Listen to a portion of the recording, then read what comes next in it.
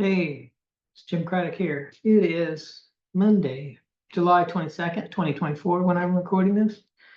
And you see, I got my Bitcoin going on here. I got a lot to talk about, and I don't want to take a whole lot of time, but really, there's a lot to talk about. And so I'm going to give it a shot.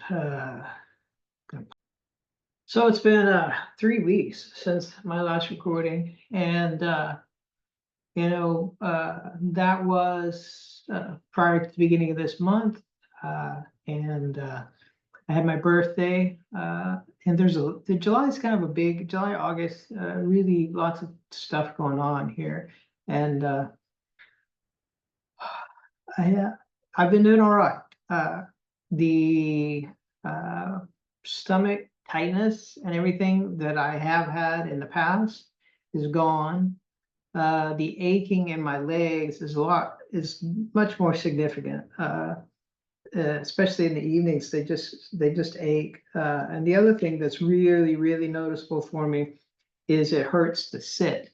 And I should show you. I sit on this 4-inch cushion, and even then, it's uncomfortable for me to sit for very long. It feels like I'm sitting on my bones. And the thing about this condition is that it thickens your skin, because that's where basically the energy transfer is going on. So the skin cells can produce ATP when they've got the candidiasis in them. And so over time, they just build up layer, and your skin gets really thick. But everything else kind of shrinks. And as a result, it looks like you still have the weight, the muscle mass, but you don't. And so like my ass is straight down now. And then if you, kind of reach in there and grab it, it's all skin. It's very thick. And so my muscle mass is probably about this much on my legs, and the rest is all skin. So it looks like my legs are, pretty much normal, but there's so much skin there, and it's just really uncomfortable. And it's not something that I don't think I could get a doctor to believe in or anything, but the pain is just due to the lack of circulation and the lack of oxygen down there, and the way my body has changed and everything. And for now, it's something I can deal with. Uh, it's honestly, the last couple of weeks have been a lot better than, if you picked a random 2 weeks over the last 2.5 years, there's a good chance that those 2 weeks were worse than the last 2 weeks. So, or 3 weeks. I really can't complain too much about the last 3 weeks. I've learned how to deal with all this, and I'm just dealing with it. Uh, so I've got a couple like bigger things I want to talk about, and I've got my life, which is going on, which is I'm so happy to have every single one of these days, and to experience them, and to see my son growing up, and spend time with my wife and my family and my mom. And when this phase started fully 2.5 years ago now, uh, I didn't really have a good grasp of, I had no grasp of how much time I had left, and I figured it was going to be brief. Uh, and here I am, 2.5 years later, pushing through. So uh, it's a very humbling condition, and at the same time, I'm just so grateful that it is so protracted, even if it makes me suffer. You know, I have the days, and overall I enjoy the days. So, it's live day to day. That's my whole thing. And so, I've got to have my birthday. I turned 55. And I never thought I would turn 55. There's been so many times when one of my transitions would occur when I'd be like, well, uh, this is it, or I don't know how much time I have left, and if I was to count the number of times, even within the last 2.5 years, when I thought I might die within the next 24 hours, definitely more than I've got fingers. I can tell you right now, I don't feel like that because the stuff going on in my body is not that awful. But there's been so many times when awful things were going on uh, that that it really was questionable for me. So now I don't know, once again, how much time I'll have left. I could tell you that it's just slowly sucking everything out of me though. So it's not infinite. And we all have some number of days. And I'm just grateful this time. I've been able to help my work progress. I've been able to help my son get ready to go to college.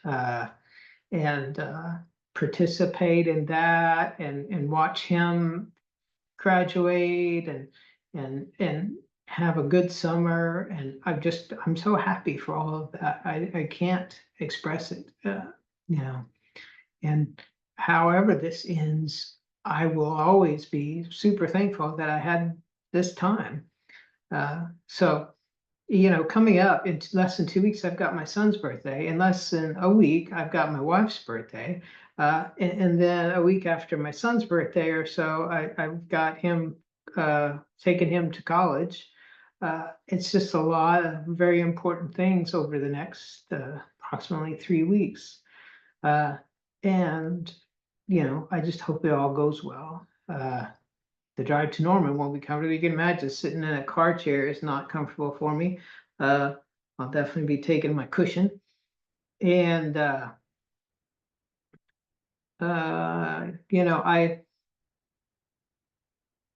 don't know. I don't have any real expectations. I was kind of at the beginning of the summer. I switched modes to where I don't watch what I eat anymore. And I just try to get through the day. And part of my thinking was like, man, if I'm near the end, I really want the end to happen before my son goes to school. And now I really hope it doesn't happen before then, just because I want to see him get there. But if he's off at school when it comes, I'm afraid it will interrupt his semester, his first semester at college, and I don't want that to happen. So it's just a hard thing. I don't, I don't know what to do. So I mean, well, it doesn't matter what I think I should do. It's just gonna happen. So uh, just I'll do my best and hopefully he does his. And now then on to some other stuff. I got my Bitcoin stuff on here, and Bitcoin has done quite well here. Part of it is this enthusiasm over President Trump being the keynote speaker at the Bitcoin 2022 conference, even though his son Donald Trump Jr. is pushing some shitcoin. Yeah, it could be a very large deal here, and I don't want to understate this at all. There's this guy that I follow, and his name's Jason Lowery, and he wrote a book called Soft Wars, and it's all about how the future, basically, of warfare and of security of nation states is can be built around Bitcoin, and I agree completely. Yeah, there's a lot of great points in there. Now his book is classified and he really can't talk about it, but about a week ago, he posted something briefly where he said Defense Production Act. And then when I went to click on it, it was deleted. And if you look up Defense Production Act, it's about, strategic assets and things, and basically, how the government can activate certain things to increase production of different things. And Bitcoin would be one of those things that they could do if they made it a strategic asset. So that's my thinking, at least, is if President Trump was elected, he would make it a strategic asset. And then, they would turn to mining as their source. I mean, they already hold some to 200,000 Bitcoin, I think. So that's a pretty significant holding for any group. And so I think they're the largest holder of Bitcoin, and they're smart enough not to be selling it like Germany did. Germany chatted out over 20% ago, about 10 days ago. So uh, anyway, it's a big deal. And of course, we have the assassination attempt, which is obviously staged. I don't know how nobody sees this, and you can call me conspiracy theorist all you want, but what I see is a Republican that was a zealot, most likely, who was recruited privately, trained. I don't know how, but he's very sophisticated in his approach. Uh, and he missed the president and he hit what he aimed at. And he had the perfect layout of where to be with a slope roof that would hide him until the last minute when he went up to shoot. And uh, and the fact that he did miss, and we haven't seen Trump's wound, and we haven't seen a real doctor's report. You've got Ronnie Jackson, who Trump owns, who's submitted a written summary of the doctor of Trump's wound, saying he didn't even need a stitch. Uh, from a 5.56 caliber bullet going 3,000 feet per second with 800 foot-pounds of force. It's highly dubious. And then you've got Trump not even acting afraid at any moment, even though shots are still ringing out, standing up, pumping his fist. Uh, and the blood doesn't get any worse over the next minute and a half as he makes his way to the car, because he turns his head at the last minute and you can see that it didn't get any worse. And even as he, in his overly ostentatious, or I don't know, just totally narcissistic description of what went on during his acceptance speech, how he talked about the ear, which bleeds more than any other part of the body, he said, and it didn't bleed anymore between the time he got hit and the time he made it to the car. So yeah, there's just too many questionable things here. If you watch the photographers were actually moved about 5 seconds before the shots to where they were in the perfect shot place to get, and they were moved by Secret Service to where they were moved to get to a better shot with the flag behind him.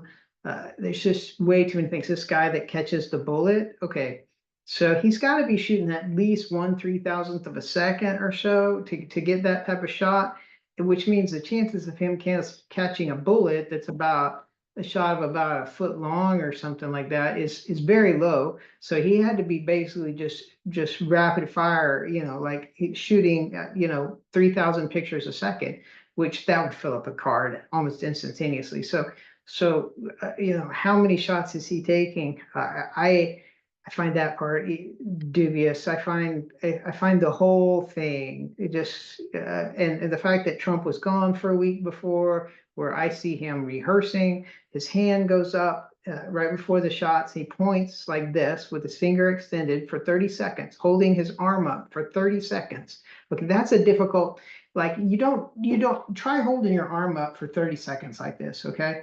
And just point and keep pointing and keep pointing. Okay, that's a long ass time to hold your arm up there. Nobody naturally does that while they're pointing at something. Okay, he holds it up for about 30 seconds and then he puts it down. That's a go signal. All right. And then the shots take. So hey, maybe I'm wrong. Maybe he's got a real wound on his ear, and it was an actual assassination attempt. I don't see it that way. I see it as a sociopath who's willing to do anything to take the office.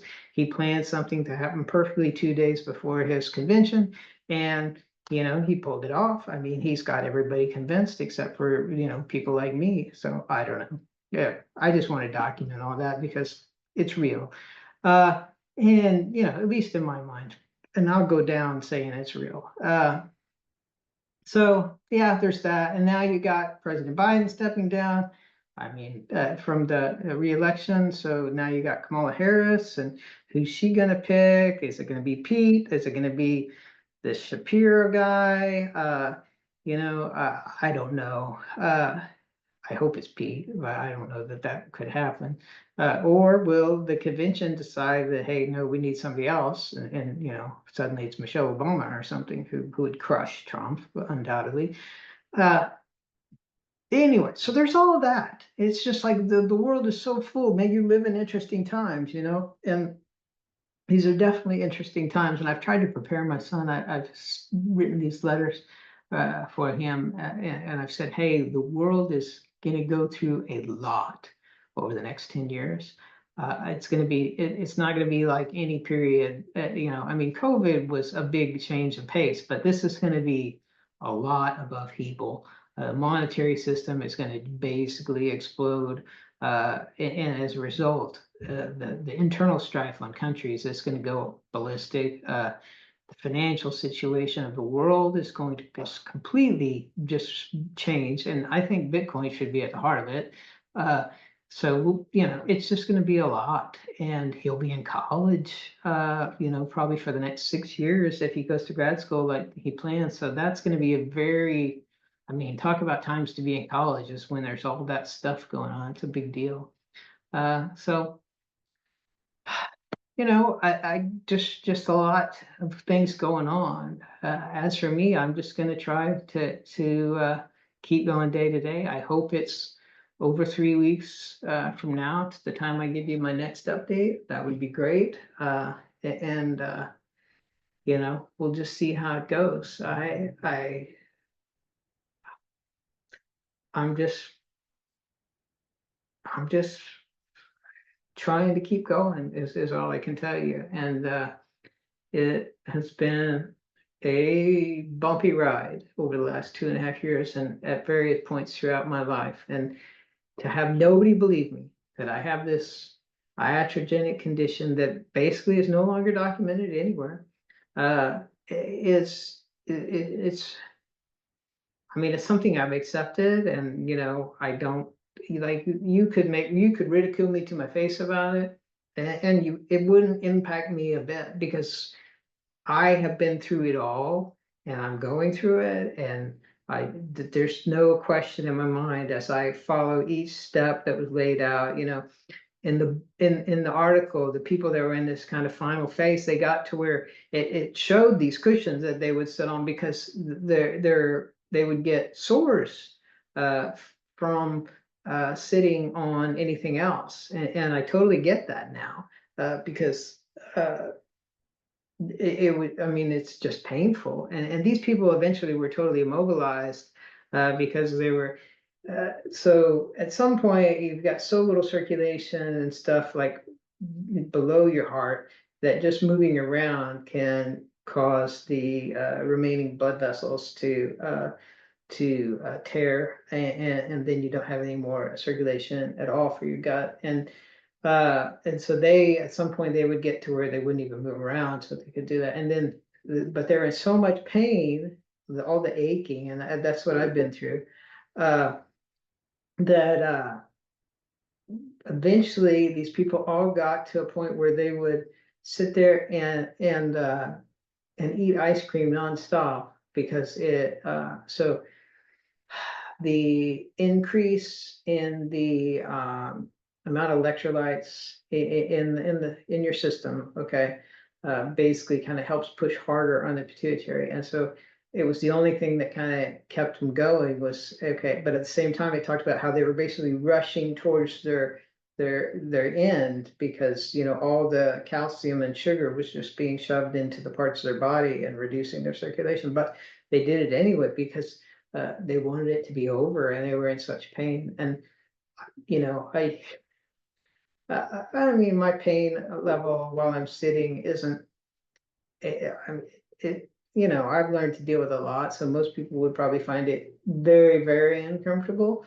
For me, it's just very uncomfortable. I don't know how to put it. So I don't know. I just keep wondering, you know, what else can it throw at me? And I kind of hate to record this video because it seems like, you know, it is every couple weeks now that things change significantly, and I kind of don't want. I mean, even though things aren't great right now, and my ass hurts and my legs ache, and everything, I'm like, man, like this is better than, the end, or better than, uh, some unknown thing that it's going to throw at me. So, uh, I don't know. I'm doing the best I can. And, one thing, I've got all these videos, and I try not to record many anymore because I think I've documented everything I can document. And, uh, I don't want to go get any more blood tests. I don't want to, every blood test, it talked about how every single withdrawal from your system, basically, your interstitial spaces just kind of collapse and the blood isn't replaced. So every single one reduces your overall blood volume. And so I don't want to do any more of that. And it's not like any of them have helped. Uh, I'm just trying to get along, but I can tell you, like, it hurts to stand, it hurts to sit, like my hip joints. And another interesting thing is my sister was here for my birthday, and I used to be taller than my mom, and I should look for some pictures where I was taller than my mom, but I'm not anymore. And it's because I've shrunk about an inch and a half or 2 inches since all this started. Uh, and uh, it was funny because I know that, and my wife that I'm married to now, she's only known me for about 5 years. So she doesn't know it as much because it's hard for her, to remember the differences and things like that. But uh, I said something while my sister was here, about how I used to be taller than mom, and they were talking about heights and things like that. She goes, "Yeah, but you shrunk." And so it's like, okay, here's independent confirmation that I am no longer as tall as I used to be, by a significant amount. And it talked about that in the article. It talked about how these people shrunk so much, and it's various things are causing it. But so one is the apoptification of the cells. So the cells are shrunken. Uh, and they get shrunk that way. And then additionally, the acidification of the system causes them to shrink even more. And so that's, and then you have the loss of bone from the acidification. But like all your joints, all the cushiony parts that are supposed to be in there, they get shrunk until everything is really close together. And so that's your back, and that's your hips. Oh my God, my hips. And So that's what hurts when I stand is my hips. My back is so far, I shouldn't say anything, but it really hasn't started hurting that much. Uh, Even though I know from an X-ray that I had over a year ago that I have some compressed things going on there. It doesn't hurt. Uh, so that's where all the shrinking comes in. And the interesting thing about that too is that it talked about how, because you shrink and you lose a lot of that in your back, it causes this extra skin around your body that's built up to kind of get pushed down around your waist. And so it keeps your waist from shrinking as much. Although I can tell you, at the beginning of this, I was a 34, and I went instantly to like a 32 or a 31. And then my weight has gone up and down a couple times when I would gain water weight during this phase. But now the 32s that I have, they're definitely uh, well, basically my ass is gone, it's hard to hold them up. But around my waist itself, they can be tight because of all this extra skin that has built up down there. And anyway, I've showed you before, I don't have wrinkles, and I'm 55 now. And hey, I've got gray hair, but I don't have the wrinkles that you would expect on a 55-year-old. Anyway, so hey, my name is Jim Craddock, and I have, this iatrogenic called terminal onset diabetes insipidus, candidiasis major, and it's no longer in any type of medical literature. They reclassified it to hide it so that they didn't have to talk about how you get there, which is, caused by treatment that is not that hard to instigate. So, share my story. I don't know how many of these updates will be after this. I would imagine there won't be more than a handful.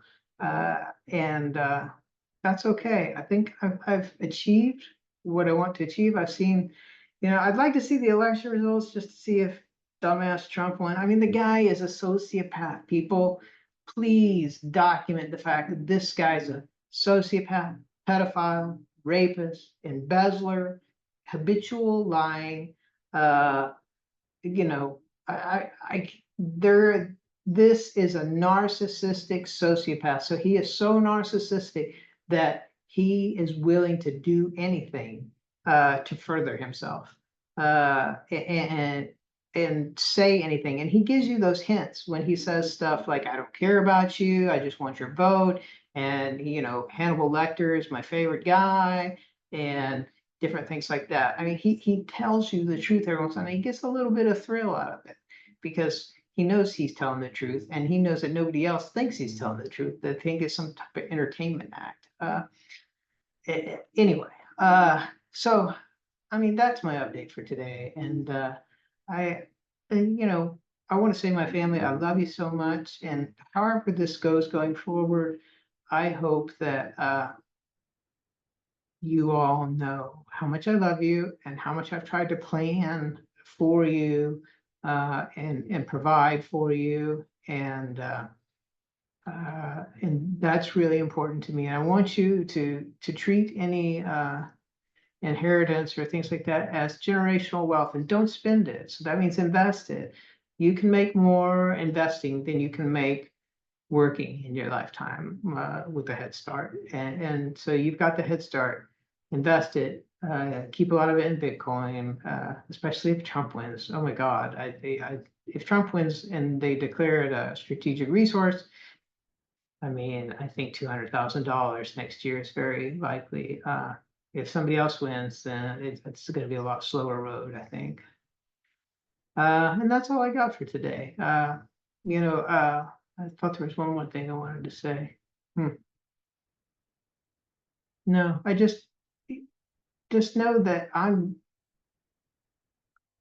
still enjoying my time, and that this has not been one whole suffering road. I mean, there was a few days 2 years ago, as the infection spread, where it hurt over every square inch of my body, and it just felt like I was on fire, and things like that. And I haven't had that. Okay, so these last 2 years have they've been bumpy, but they have not been that horrible of a time like I had. I would say at least 80% of the time has been, or 90% has been, hey, this isn't, I'm not even paying attention. Okay. So love you. Peace out, coworkers. I love you guys too. I hope you know that. And that goes to every single person on my team. I wish you the best of luck in your careers. And son, make sure you go to graduate school, and the world's changing, and don't resist the change.